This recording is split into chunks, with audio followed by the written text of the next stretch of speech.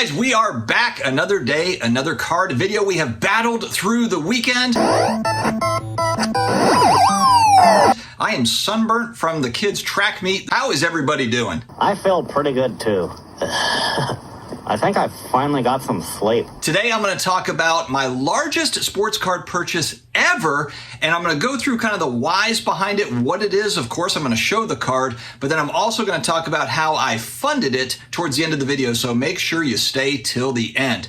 We have been selling some SlabMags. I think we're the only place on the internet where you can get 10% off your SlabMags. Got to check it out, guys. If you want the best protection for your slabs, it is SlabMags. Got a link in the video description as well in the comments section below. Check it out. All right, if you watch my channel, you know I am a diehard New Orleans Saints fan. My big PC guy is Drew Brees. Drew Brees, really the bright spot for the New Orleans Saints over the 35 years since I was 6 years old watching the Saints play. The 2006 to 2020 Saints were the best Saints teams that we have ever seen. Hopefully we can get back there, but Drew Brees is that ultimate guy for me. About 9 months ago, I made a video called something like I lost my Grail card, and it was referring to the 2001 Topps Black Refractor Drew Brees. This particular copy was a BGS 9.5, and the story was essentially that with about 4 hours left in the auction, it was sitting at about $1,800, which was very low at the time, kind of compared to, I think the all-time high at that point was 4,500 or something like that, 4,700, and it was going back a few years. So I was thinking, hey, we're coming off, prices have slid down, right? Prices have come down. Well, that card ended up selling for $6,500. It was outside of my price range. I didn't get it, but it gave me a taste of that fun chase. And really, to me, that is his best rookie card. I know Jeff Wilson, Teapot, they made a video recently talking about Jeff just bought the Contenders Auto rookie card, PSA 10 and Auto 10. That's an incredible card. He paid $18,000, he said, for that card. And he's kind of making that case of that is the best Drew Brees card that you can get. I understand that case. Aesthetically, I think the Black Refractor, that Topps Chrome Black Refractor, looks better. Now, maybe from a value standpoint, maybe the PSA 10 doesn't quite reach the Contenders, doesn't quite reach that Contenders Auto. It probably depends on the collector, the Brees collector, as to which one you really want. But I think he's making that assessment based on not just previous price points, but also the Tom Brady Contenders autograph rookie card. That championship ticket is the big card. Really the best modern football card probably. So it makes sense that the Contenders Auto Brees would be his best card. At the beginning of the year, I made a few videos around just trying to get my buying under control and figuring out ways to sell in order to better fund my hobby. And then also I wanted to get into a couple, maybe a few foundational pieces of my collection. So when I look at my Drew Brees collection, there's a lot of volume there, but there's not really a card or two that stands out as like, man, that is an unbelievable Brees card. I'm so proud of that one. I've just kind of, as a collector, I really enjoy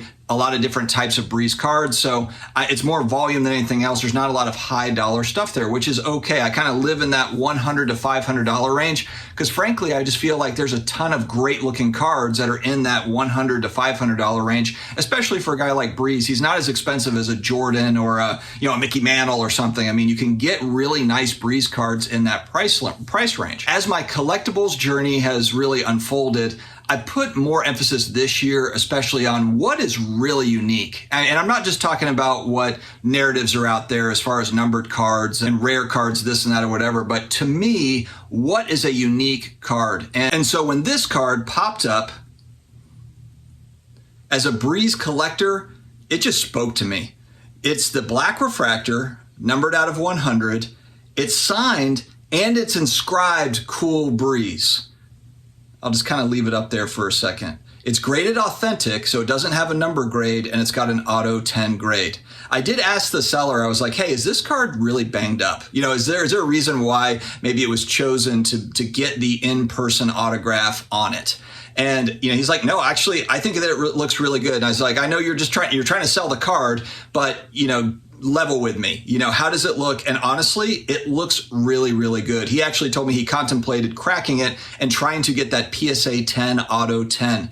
I don't know if it would get a PSA 10. Who knows? I don't really care, to be honest with you, because for this, I just wanted to own a copy of this card. I was okay eventually getting this even in like a 7 or an 8.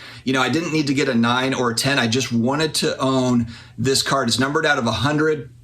Raw copies of the card are very expensive. And so when this one popped up and it just differentiated itself from all the other black refractors, all the other black refractor Breeze cards landed at $4,000 for this card. So really kind of a win-win for both sides. Left a little meat on the bone so that he could make a little bit of profit from what he bought it for in December. And then for me, I look at it as really one of the most unique Drew Brees collectibles that exists. That black refractor is already a rare card, and there's not another one that is signed and inscribed. It's inscribed Cool Breeze, which I think is awesome. I've seen that autograph on other things, whether it be, helmets or, jerseys and that sort of thing. Drew Brees has signed a lot of stuff. He's going to continue to sign. And I think that it really kind of speaks to a lot of these athletes. They are signing a lot. There's been more and more emphasis on rookie card autos. It's become more accepted.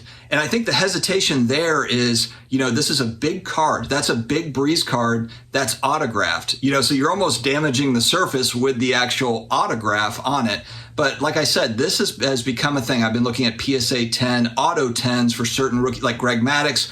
I'm not a huge baseball card collector, but I love Greg Maddux. And so picking and choosing my spots for this sort of stuff. But ironically, I saw on Hobby Hotline, but they're talking about a Mickey Mantle. It's graded 3. It's got an auto 10 grade. And if I heard them right on the show, it sold for almost $500,000, almost $500,000 for a 52 Topps. Sorry, I didn't say that, I don't think. 52 Topps Mantle. And it was, I think, a PSA 3 with an auto 10 grade. And they were kind of having a conversation around that. And I just thought it was really interesting because, again, I think it's probably just amazing just to own any copy of that 52 Topps Mantle. I'm sure there's people that would buy just like a cut in half version of that card just to be able to have a piece of that. But then you factor in that it's autographed. What if there was an inscription on that card that was Bronx Bombers? What if he had signed it Mickey Mantle, Bronx Bombers? Sick, insane. It just adds to the legend of the collectible. The players are legends themselves. I think as we kind of move through this game, for me anyway, I'm looking for legendary collectibles. We're talking about Fanatics and trying to get rid of the player worn, even like the game used, but did they actually use it in the game? Were they playing? Did they start? There's so much talk around that. People want more specific game used stuff. And so I think as we roll into the future of collectibles, uniqueness is really going to matter. And I think on the autograph side, Inscriptions are going to be a big thing moving forward. If you can get a really cool inscription. Leaf actually just released a card. Pete Weber, famous bowler, one of the greatest bowlers of all time, and he's got his funny viral saying on, I'll see if I can put a picture of the card up. But it's hilarious. It's signed by Pete Weber. They're numbered. I want a copy of that card. As a collector, Pete Weber's a legend. I'm a bowler. I'm not a professional bowler, but I average about 180. I've got my own ball and that sort of thing. And I've watched bowling, and I really enjoy the personalities behind bowling. Kingpin is a hilarious movie with Woody Harrelson about bowling. That card will eventually make it into my collection. It's hot right now, so I'm not paying the current price. That's the sort of stuff that I really think is going to hold true as we move forward, because you always hear kind of store of value. What's going to hold up, especially when they just keep on making cool stuff and they keep on making more stuff that people are signing. Breeze is a perfect example of this, where he's a young guy. He's going to continue to sign for Fanatics or Panini or whoever it is that's got the license. There's going to be a lot of Drew Brees autographs when it's all said and done. There already is. And so what makes that card unique, that you have in particular?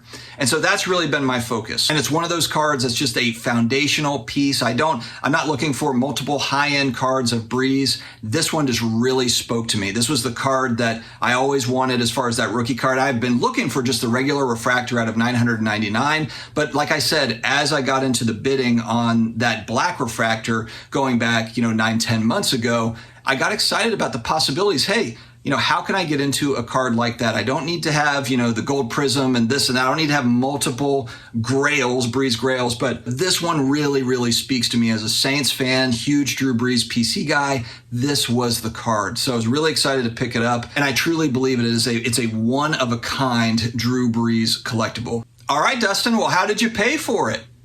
Easy? No, not really easy. Had to make some tough decisions, but it just made sense. When I asked myself on some of these smaller slabs, do you want all these smaller slabs or do you want this monster Breeze card? and it made it very easy for me to make the decision. So really since January, I've sold over 100 slabs through DC Sports 87. Channel partner DC Sports 87, they're awesome. They've been great to work with. Definitely check them out. You just send the cards away, they handle the rest, and then payment is 1 business day. It's very, very easy. These guys have helped me sell cards that were in kind of that $10 to probably about $100 range, and I've used a lot of these sales to help fund new purchases this year. I also sadly made the tough decision to move off of my PSA 10 Luka Doncic Silver Prism. I love that card. I love it, but when I looked at my collection, I looked at kind of more of the stuff that carried value in my collection, meaning like cards that were $600, $700, $800, $1,000. What could I move off of, to get into this Breeze card that I showed? And there was just stuff I didn't want to part with. The Pete Maravich rookie card, PSA 6, my Jim Brown rookie card in PSA 3. And I looked at which cards are the most vulnerable in my collection right now as far as possibility of moving downward in price. And it was quite obviously that Silver Prism Luka. I will have that card back. I'm set on it. But I just think that based on kind of the narrative, again, around Luka right now, I think that there's probably more room to drop on the card. I did take a loss on it. I took a $300 loss selling the card. But again, it just boiled down to, moving money back into something that makes more sense for me. And so while that, yes, that sucks, to lose $300 on the card over, a 6-month span of time, was still worth it to package this sale with smaller sales and get into this card. It was really a no-brainer. All right, guys, let me know in the comments, do you have a certain grail card for yourself that you're looking to consolidate into? Are you kind of the same mindset of consolidating smaller stuff into bigger stuff? Or actually you're going the other way where maybe you have some bigger cards and you're like, hey, you know what? I would rather just have more smaller, cool stuff for my collection. Let me know your thoughts in the comments below. Thanks as always for sticking with me through my hobby journey. It has been a blast and we will continue on. Stay healthy, stay awesome, and I will talk to you again later.